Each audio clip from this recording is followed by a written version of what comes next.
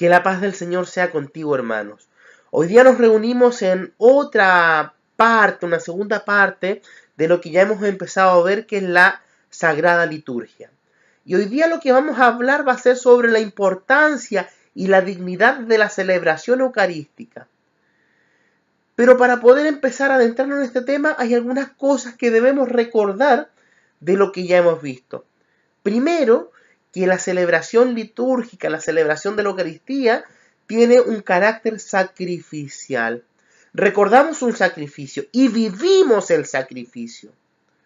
Recordarás que la semana pasada dijimos que en la hostia consagrada está presente Cristo.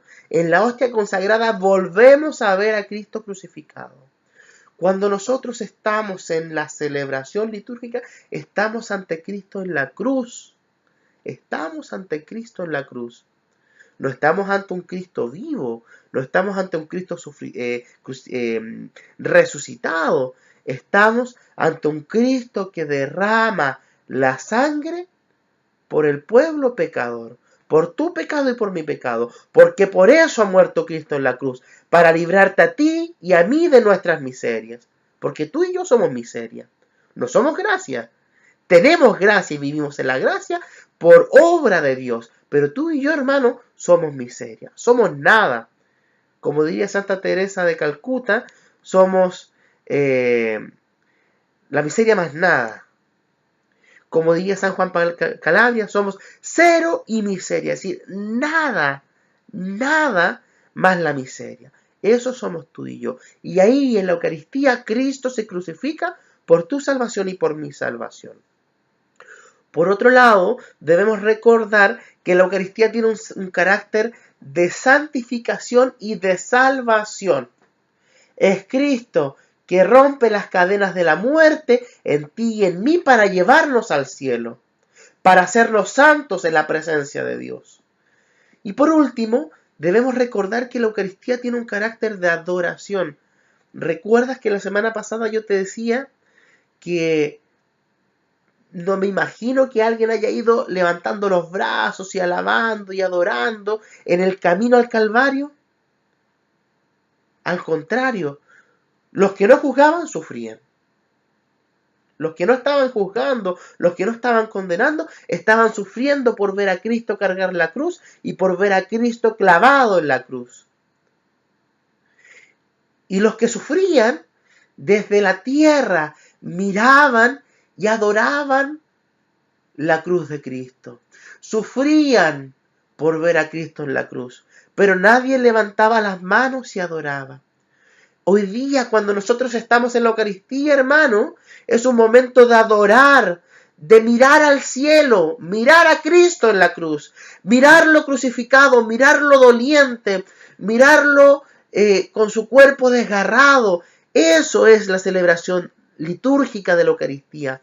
Es mirar a Cristo en la hostia consagrada y mirarlo sangrante en la cruz. Tú sabes que el Señor se manifiesta por medio de milagros eucarísticos. Y hay un médico que se ha dedicado a investigar los milagros eucarísticos. Y hay algo súper importante en que coinciden todas sus investigaciones. Y todas sus investigaciones coinciden en que el tejido de la hostia que se ha convertido en carne es tejido cardíaco. Es un músculo y es el músculo cardíaco. Y todos los análisis científicos coinciden en que este corazón ha sufrido mucho dolor, en que este corazón se ha ensanchado más de lo que corresponde, en que este corazón ha sido golpeado, en que este corazón, sus paredes están rotas. Entonces, eso nos muestra que es el corazón de Cristo en la cruz. Pero hay algo súper importante dentro de los milagros eucarísticos también. Y lo importante es que quienes hacen los estudios nos explican cómo este tejido cardíaco late. No te olvides, hermano, que el corazón funciona bombeando sangre y se expande y se dilata y se contrae, se dilata y se contrae. Bueno, cuando hacen estas investigaciones, este tejido cardíaco sigue haciendo esta función de dilatarse y contraerse. ¿Sí? Es un corazón viviente. Cuando estás, hermano, cuando estoy, hermano, delante de la presencia eucarística, estamos delante del corazón de Cristo, sufriendo por ti y por mí. Estamos ante Cristo crucificado. Por tanto, la celebración litúrgica de la Eucaristía tiene un carácter de adoración y no de alabanza. Si, hermano, tú quieres alabar, hermano, si tú quieres levantar las manos, bueno, para eso tenemos otras instancias. Tenemos las adoraciones al Santísimo, en donde, si bien es cierto, adoramos, también alabamos a Cristo presente. Tenemos nuestro grupo de oración, pero la Eucaristía, hermano, no es para alabar. El momento de la consagración no es para alabar. El momento de la comunión no es para alabar. Estos momentos son, hermanos, para recogernos y en intimidad escuchar a Dios. Muchas veces tú y yo hemos buscado un hermano que ore por nosotros. Hermano, ora por mí porque necesito sanación. Hermano, ora por mí y dime si el Señor te dice algo, si el Señor te regala una profecía. Dime si el Señor, al abrir la palabra, te dice algo para mí. Hermano, ¿cuántas veces te has perdido la sanación de tu vida? ¿Cuántas veces te has perdido a escuchar al Señor que te quiere hablar directamente a ti, al corazón? Hermano, Cristo, Eucaristía, es el sanador por excelencia. Cristo te mira a los ojos en la Eucaristía. Cristo está frente a ti, frente a mí, hermano, para sanarte, para hablarte al corazón. Y muchas veces nos pasa lo mismo que los discípulos de Emaús. No lo reconocemos. Camina con nosotros y no lo vemos. Va a nuestro lado, nos habla de las Escrituras, nos habla de las promesas de Dios y no lo reconocemos. Los discípulos de Emaús lo reconocieron en la fracción del pan, pero a veces tú y yo ni siquiera en la fracción del pan lo reconocemos. La fracción del pan, hermanos, es un momento de adoración, no de alabanza. Es bueno también que recordemos que en la celebración eucarística todos somos importantes, pero cada uno tiene un rol fundamental y nadie debe adueñarse del rol del otro. Sucede que el sacerdote cumple su función sacerdotal y el laico cumple su función como laico y ninguno debe quitarle el espacio al otro. Y a veces me encuentro con hermanos sacerdotes que nos quitan protagonismo a los laicos y me encuentro con hermanos laicos que le quitan el protagonismo al sacerdote. Pero déjame decirte, hermano, que nosotros necesitamos del sacerdote para celebrar Eucaristía. Ni tú ni yo tenemos la autoridad de consagrar, ni siquiera el diácono, solamente el sacerdote. Es el sacerdote el que hace el sacrificio en el altar. Sacrificio que es ofrenda agradable a los ojos de Dios para salvación nuestra, para liberación nuestra, para remisión de nuestros pecados. Pero así también el sacerdote necesita del pueblo de Dios para hacer iglesia, para hacer cuerpo. Porque no te olvides que cuando vamos a celebrar Eucaristía, estamos haciendo iglesia, estamos haciendo cuerpo de Cristo. Y el cuerpo de Cristo no lo hacen los laicos solos.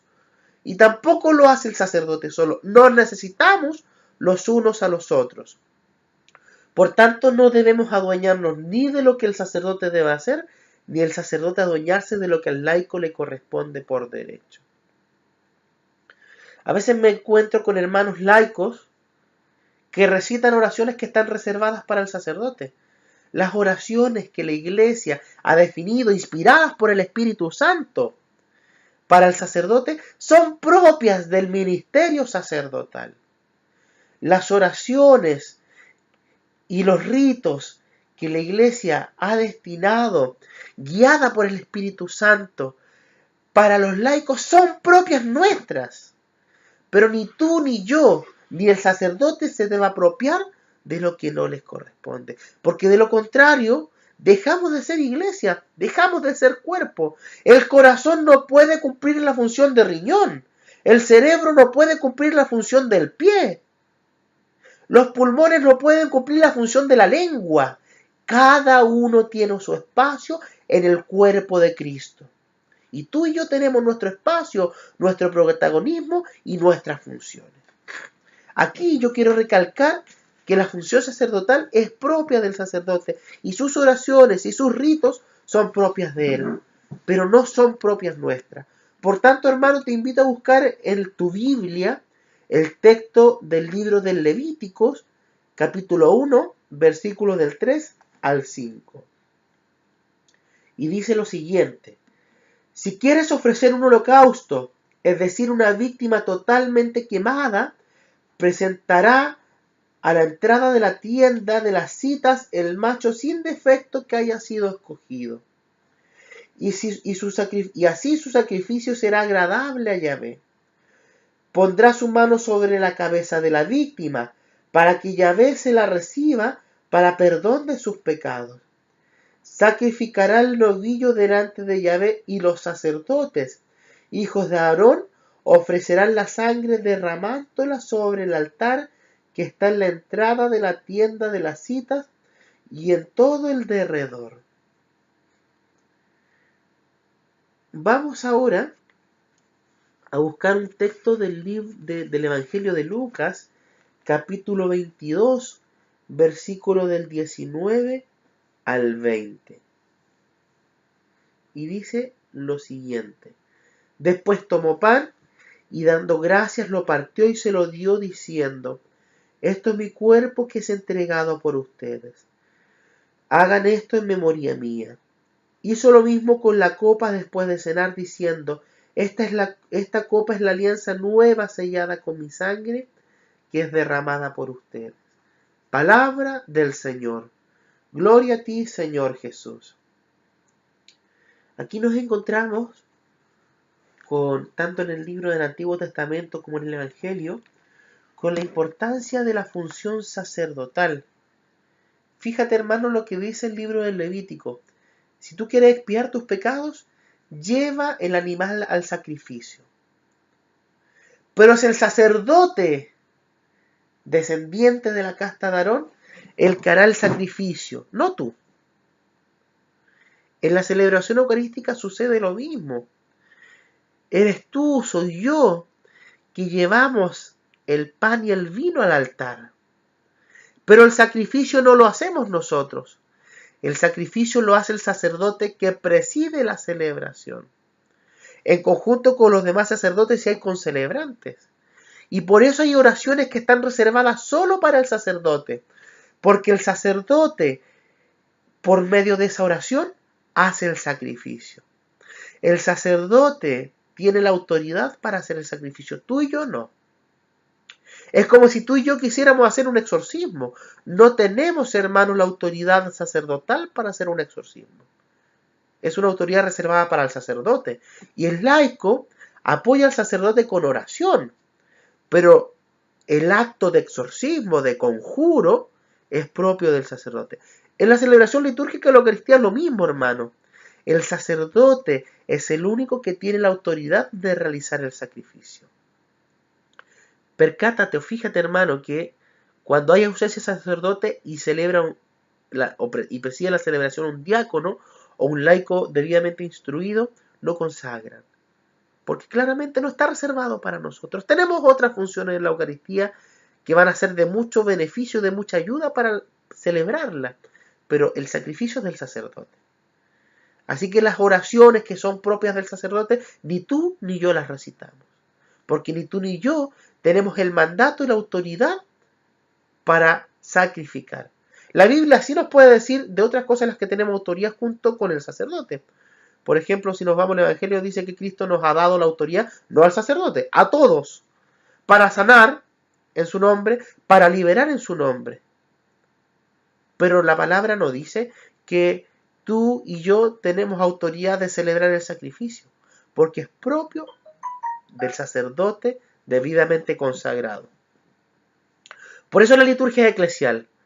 Finalmente, la liturgia es eclesial porque todos participan y todos forman parte de este cuerpo. Es importante también que recordemos que para celebrar la liturgia esta debe cuidarse y se debe celebrar con dignidad.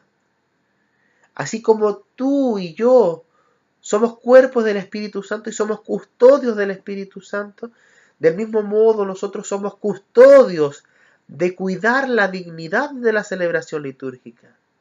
Nadie, ni el sacerdote, ni el laico, tienen la autoridad ni la potestad de cambiar, de modificar o de añadir algo en la celebración litúrgica. Ni oraciones, ni gestos, ni ritos, ni rúbricas. Todo está dado por la Iglesia. Todo está definido por medio de ciertos documentos, como es la introducción general al misal romano, como es el ceremonial de los obispos, entre otros tantos documentos de liturgia que establecen lo que se debe y lo que no se debe hacer. Porque todo está en el orden de rendir culto a Dios, de adorar a Dios, de bendecir a Dios, y está en orden de nuestra salvación. Así que, hermano, te invito a ser custodio de la Sagrada Liturgia, de respetar lo que dice. Ahora debemos entender que la liturgia es dinámica. Algunos piensan que la liturgia es cuadrada y se enmarca en su ser cuadrada, de ahí no sale. Mentira, hermano. La liturgia es dinámica. De hecho, la Santa Sede dice que la liturgia debe adaptarse a la idiosincrasia de ciertos pueblos. Por eso cuando uno va al continente africano, uno ve que en la celebración litúrgica del obispo hacia abajo todos bailan y danzan y tienen ciertas rúbricas especiales que son propias de su cultura. Así, por ejemplo, también la celebración litúrgica se ha adaptado a nuestros pueblos originarios, como el pueblo mapuche, y el pueblo mapuche hará ciertas oraciones, hará ciertas invocaciones, siguiendo ciertas líneas de su cultura.